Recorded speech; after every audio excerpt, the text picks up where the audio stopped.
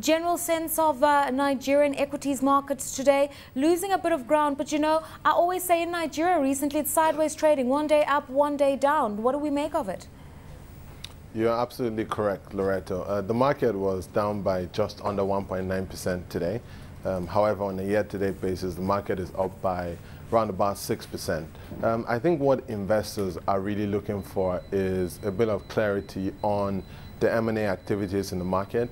They would like to see a bit more clarity on the AMCON bonds because obviously AMCON is supposed to come into the market to take out the balance of the NPLs from the system, as well as some results. Obviously, we're also seeing some jittery investors as a result of the political situation across the Middle East and as well as Nigeria as well. Okay, what can we expect from the bond markets? And here I'm just talking about the bonds in relation to equities. If there's slowed or subdued investment in equities, are people flooding into bonds? I mean, under normal circumstances, we should have that situation. We're seeing a bit of asset switch back into bonds. However, we've seen a drop in yields more recently as a result of the excess cash that is in the money market right now as a result of the federal allocation into the system, as well as some bond maturities. But we think that as a result of the inflation, which is still pretty high at over 12%, we should see rates in the bond market start to correct and inch upwards as well in the near term, which obviously should attract investors. You mentioned AMCON and the fact that investors are still unclear about how AMCON is going to reinvigorate the system. And I think this is compounded by the fact that there have been some delays in the issuance of the second tranche of bonds that AMCON would have been issuing to the market. Is AMCON really going to play the role we expect it to play just by way of reigniting liquidity? I mean, I think yes, in the medium to long term, AMCON should play that role. Obviously, we've had a slight setback recently because AMCON is still waiting for approval from the Ministry of Finance and from the CBN to be able to ensure that the bonds are tradable in the secondary market. But once the bonds come into the system, obviously AMCON can play the role it's expected to play. Over time, we expect that some of these banks may start to trade the bonds and raise some cash to be able to obviously facilitate more medium to long-term loans and advances. Now, today it's reported in some Nigerian newspapers that the Pensions Commission will be putting on hold investing 1.9 trillion naira, or rather PENCOM.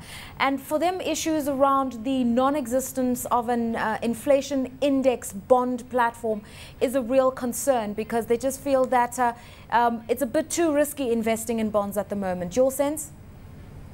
I mean, what PENCOM is really trying to do is to have a platform where the Nigerian market has something that is similar to TIPS in the US, whereas Treasury inflation-protected securities. So obviously they want contributors into the pension scheme to sort of have a hedge against inflation. And obviously there's that drive for inflation-protected bonds. However, the DMO has said that they need some more time to put the instruments together. I believe the time period they've stated is around about between 15 to 20 months. So it's still going to take some time, but the developments should be pretty interesting. I mean, the delays are about 15 months just by way of investing this money. Talk of a need for pegging yields. You're saying it's worked in America. Would it work in the Nigerian situation? I think in theory, yes. We're hoping that if contributors can be protected from inflation, that should be a good thing. But obviously, we have to wait to see how those events unfold. Inflation in Nigeria has been historically high.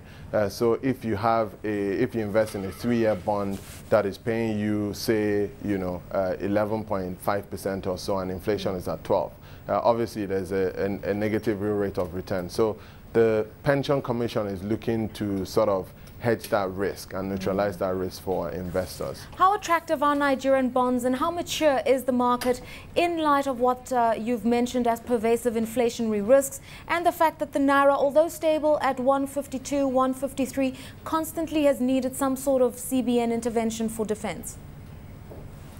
I think the bond market is developing. Obviously, it's not as developed as some of the more established emerging markets, but we're seeing a bond market develop significantly, especially since 2003. Now, the federal government bond market is a lot more active, and a lot of securities are more actively traded than the corporate bond markets. A number of corporate bonds have been issued over the last year, the likes of GTB, the likes of UBA. However, we've not seen a lot of secondary market trading. What we've seen in some instances is trades over the OTC window. So obviously, the market is yet to develop to the point that we would like it to get to. Shuaib Audu, thank you very much for your